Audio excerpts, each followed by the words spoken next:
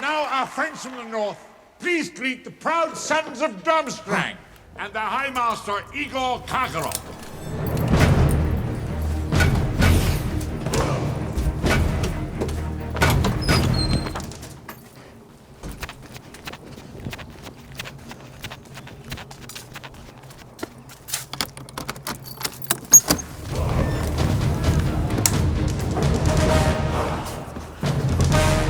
It's him! Viktor Krum! Okay, sorry, that was the stupidest intro ever. I found this spanner about 5 years ago and it's been sat in my workshop ever since, waiting for that gag, so I hope that was worth it. Anyway, welcome back to part 25 of making every single Harry Potter wand from the films from real woods. And in this video I drive all the way to Scotland in search of the perfect piece of timber. So this is Doug, whose family business is a sawmill just north of Edinburgh. So Doug reached out to me from Seamus Finnegan's video, where I was asking for anyone with a hornbeam tree. Now you're probably aware that most of the character wands don't have a specified wood, so usually I just try to find the best match. But with Viktor's I knew I had to do something special, and I wanted to show you the whole process from tree to wand. So I've never worked with hornbeam trees before and couldn't tell you what they looked like, but fortunately Doug was super helpful. Now it's the middle of winter, so everything's a bit grey and lifeless, but hornbeam trees are very similar to beech and can be told apart by their twisted trunks and muscular bark. The leaves also have serrated edges and, believe it or not, they are normally green. We cut one of the branches down of the condemned tree, but nothing was really suitable, so we headed down the stone wall and found this beauty of a branch. So we're going to take off this branch because it's a good shape for the wand, and just a quick guide on when you're pruning trees. All branches have a kind of area where it meets the stem, where it's kind of a bit more textured and there's a bit more going on. In this section, there's a kind of natural defences that the tree has to stop diseases from travelling from branches into the stems. So it's best to cut as close as we can because it leaves the least amount of branch on the end for it to rot away and potentially get diseases. So if we cut here, it allows a foot of space where some rot could set in, and even though that does have some defences, it's just better to mitigate it as much as we can. So right here is the best spot because it leaves a small stub and it's very close to where it has some nice defences against diseases.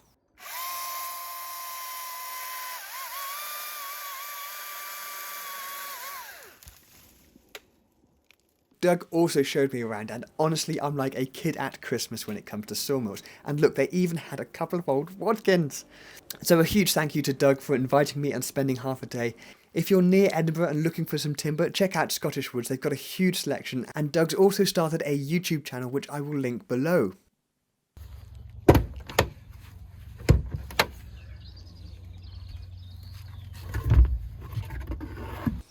So this is one of the straighter pieces, and I do not want to be cleaving the wood like that because, as you can see by this piece which is already coming off, it actually peels off in a sort of diagonal line which basically follows the spiral you can see on the trunk bark which grows up the tree.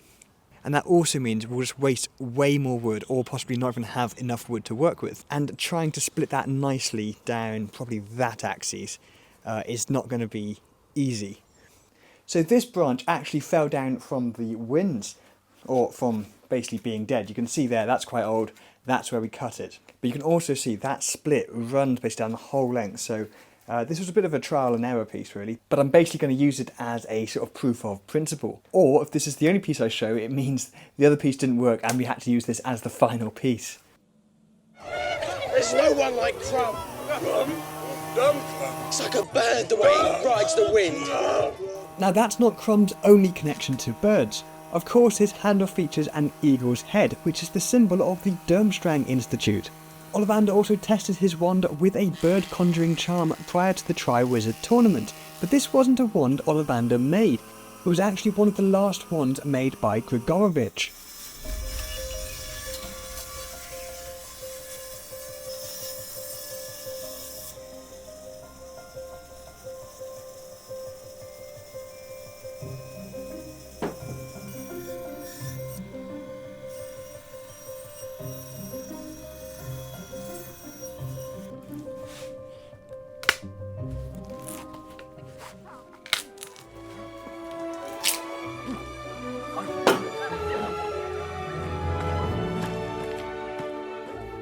So that piece is definitely usable. It's not quite as 90 degree as possible, but you know, it's going to be stronger than just using a straight grained piece.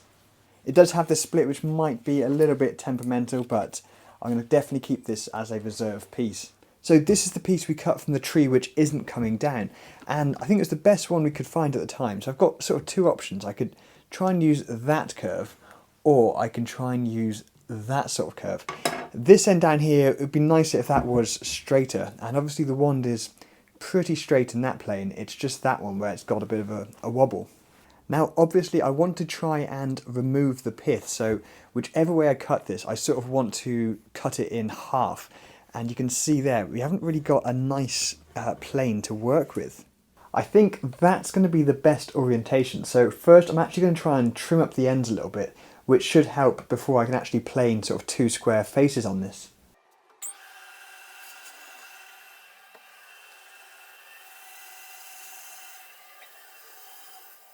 So the pith is off to one side, which likely means that it follows all the way up on that side. So that's a semi-straight plane, so hopefully we've got a bit more wiggle room. So if you imagine drawing a straight line down that pith, hopefully we should miss that wand there, if that makes any sense at all. So roughly like that, and that's it from above. So hopefully I can just cut a nice straight plane across there first, and that'll give us a nice reference to work from. Now I did think, would it be possible to make this little pock the eye of the eagle, a bit like what I did on Alistair Moody's wand, but I think it's a little bit too far out of reach.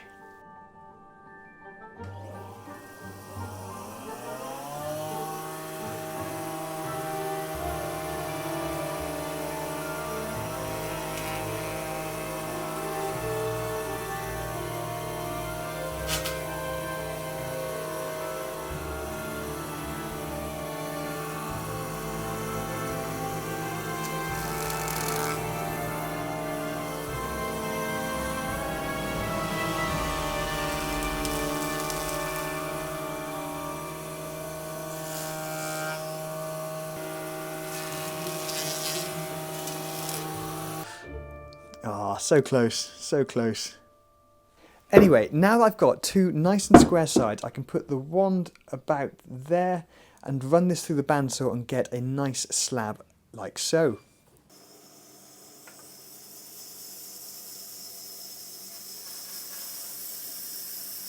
So I finally put a new blade on this bandsaw and it's cutting like butter.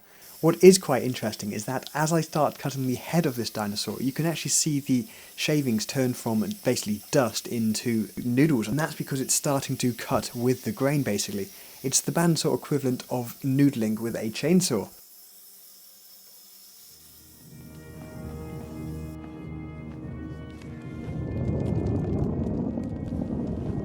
Viktor Krum!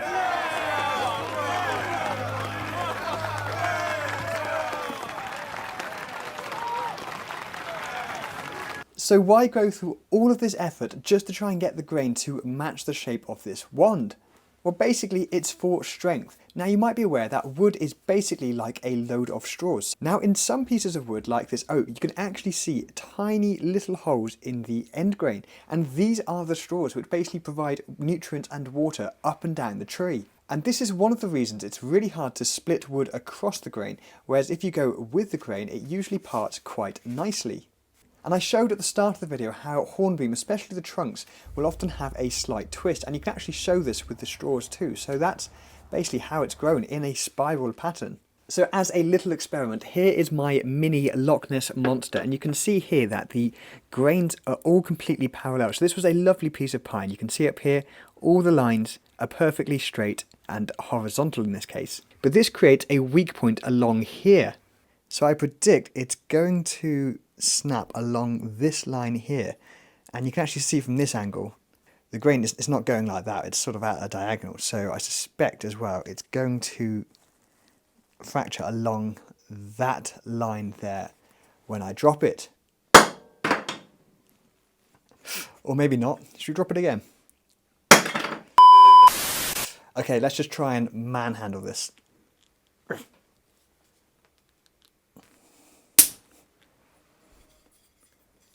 Ho ho ho! What did I tell you? There you go. Okay, it actually broke across like that. But yeah, that shows how that is the weak point.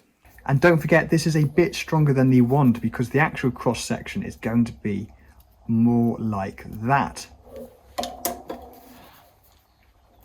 So you can see there how it's not a clean break, and actually the fibres have basically pulled themselves apart. This top bit, that was in tension, this bottom bit was in compression. Now, because this piece of wood is partially responsible for me needing a new gearbox, I'm going to try and make 2 pieces, and actually a few more spare ones, but this is going to be the one piece I want first, but there's no point wasting it. Oh, I am still tempted to try and make that the eye, but alas, I think that knot ends up coming out there, so he'll have one hell of a lazy eye. Who's that? Yeah! This is the best seeker in the world!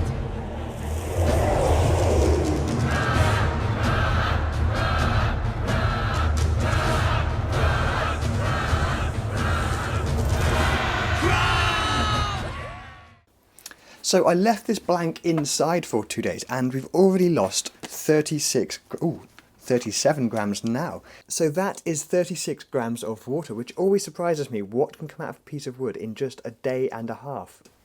And the moisture content is down to, let's unhold that, down to, well there you go, 26, and it was at 42, but obviously in the middle of this piece is probably a bit higher still. Now I did put some super glue on the ends because I noticed they were cracking, and no, not the fun type. So we do have a pith in this piece of wood which goes from there to there, so slightly diagonal, so hopefully I've got enough space to basically pull the wand to this side and we should miss most of that, bearing in mind we've got quite a bit of wood to play with. Now this is nowhere near dry enough yet, and the smaller it is the quicker and easier it is to dry. But the important thing is that after that day inside we've barely got any twist movement at all, which is what I was worried about most and why I left this quite big.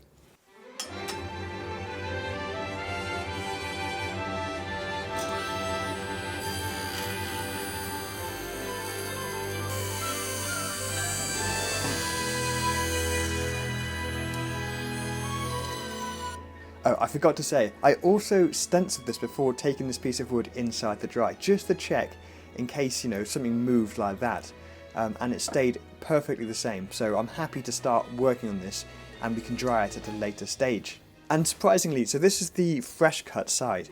I thought it'd be a lot higher, but there you go, so it's 29%, so ideally I want it down to, I don't know, about 15% this time of year, 10-15%.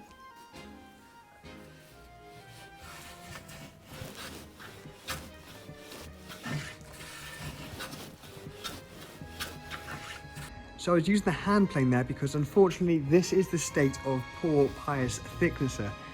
Turns out that's all I needed to actually replace, but I decided to give it a full overhaul and a few upgrades, but yeah, it's a right farce. So I've just drawn on the grain there and you can see how that pretty much follows that contour perfectly. Obviously down here it wanders off a bit. We can't forget that the log wasn't perfectly straight, it had a bit of a sort of wave anyway, but that end's going to be absolutely fine. This end is a little bit confusing to see what's happening. So this is the face we just cut, so obviously missed the pith there. There looks like a bit of a pith just there, but obviously the original one was there as well, but hopefully we can avoid most of that. Now tracing bonds like this is never accurate, so I've taped it in place to bandsaw around, making sure to trim the bottom so it slides nicely on the table.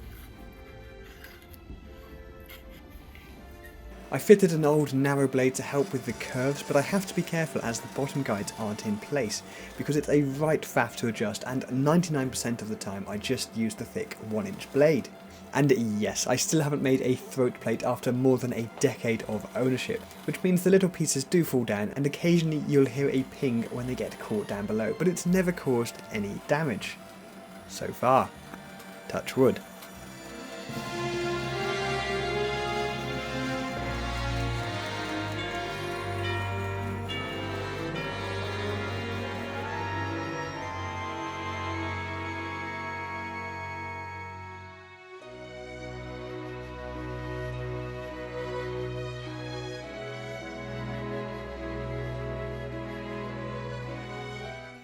So we're now only marginally bigger than the wand in that plane. In this plane, obviously, it's, you know, it's pretty much close as well. The only thing I've got to watch is that the shaft actually tapers off or pulls off to one side down here. So the next step is to basically just take off all these corners to make it somewhat round, and then we can start microwaving it.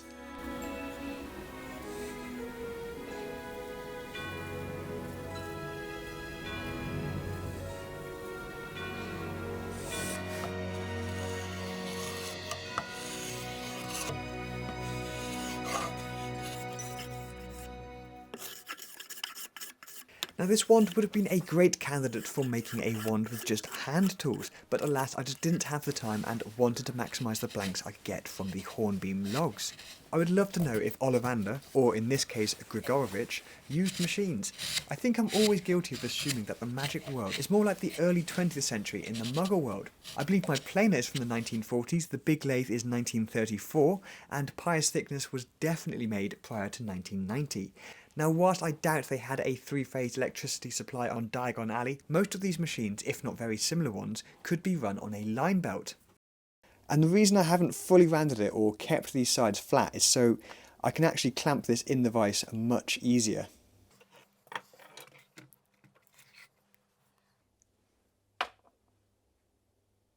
So the centrepiece of any Wetherspoon's kitchen can be used to dry wood, but it's somewhat limited.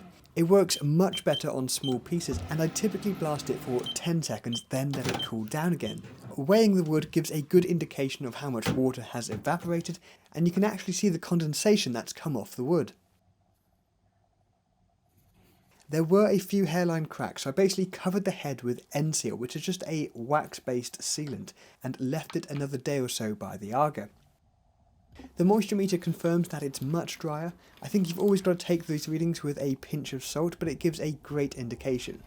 There are a few methods to drying wood, and I don't know if microwaving it leaves it in a different condition to air dried, for example, but I would say this wand is definitely cutting easier than I'd expect from a dry piece of hornbeam. Also, on items this small, I don't think I could tell the difference whether I finished the wand at 10% or 25% moisture content. Okay, this is going to take so long. So after about an hour, that's where we are with the head. I'm actually quite happy with how well that's turning out. It's very slow. I'm going to actually leave all the texture and the fine details until the end. So I want to get the exact shape basically, give it a quick sand, and then we can focus on the texture, which will hopefully bring it out a lot. I think the eyes are going to be the trickiest part.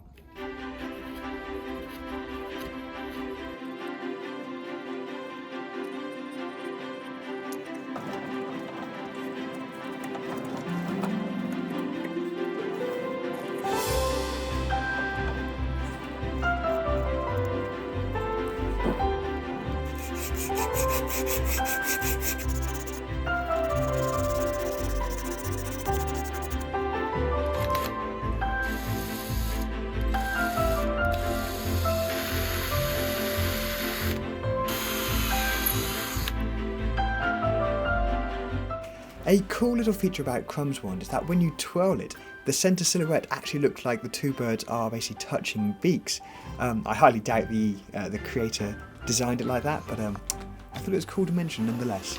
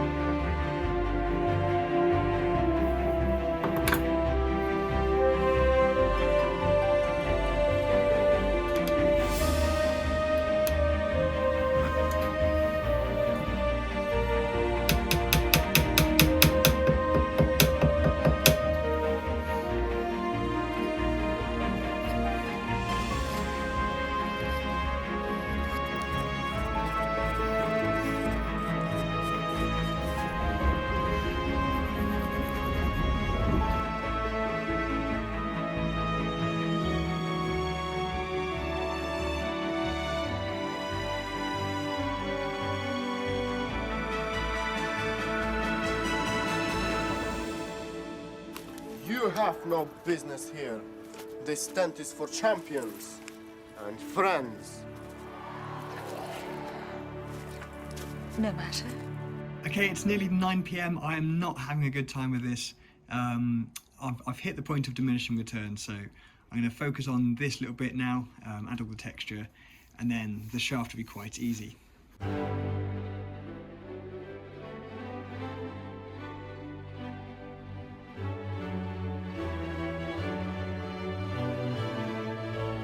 Okay, this is now day 5 of making this wand. I'm nearly there. I've just got to finish the shaft, which won't take long at all. There's only a little bit of texture up at this end, and then basically a load of finishing. I think I'm going to have to try and add a bit more detail to the eye, but I can only do that with a Dremel.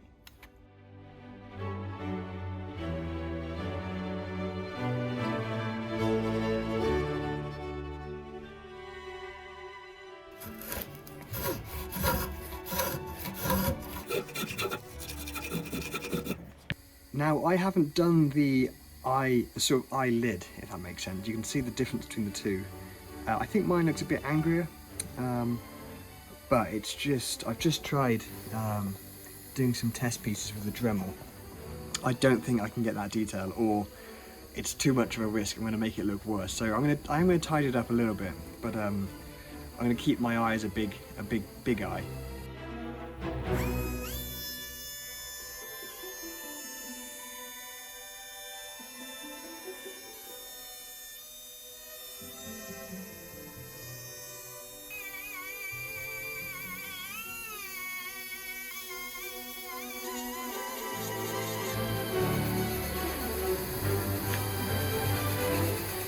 Right, last step is the staining. I think I've got it quite close there. The trick is to start with the lightest first, then the second colour, and then maybe a bit of black in all these nooks and crannies.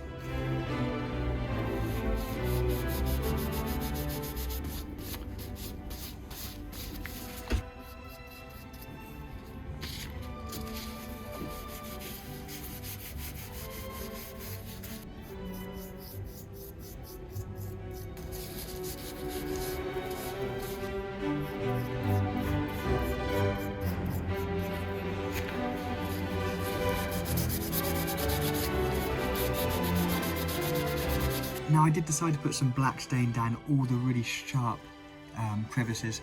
I basically just used this chisel like a sort of an old-fashioned ink pen, but I obviously didn't film it.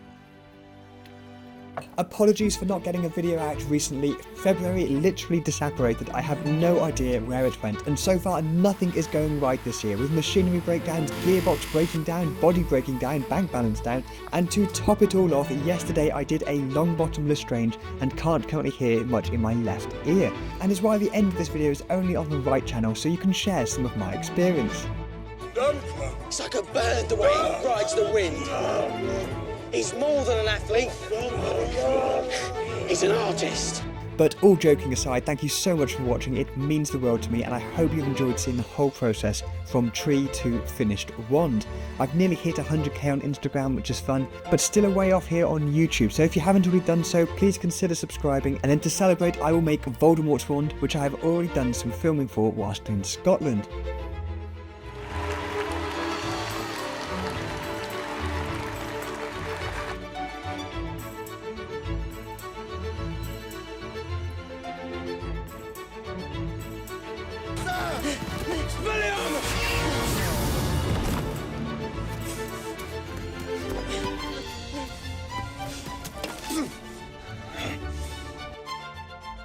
Victor, I love you. Victor, I do. When we're apart, my heart beats only for you. Krum's wand was quite a challenge, but I'm chuffed with how well it came out, and the colour matching is probably the best I've done.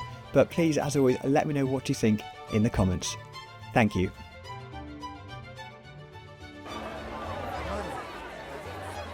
This is for you. Write to me. Promise.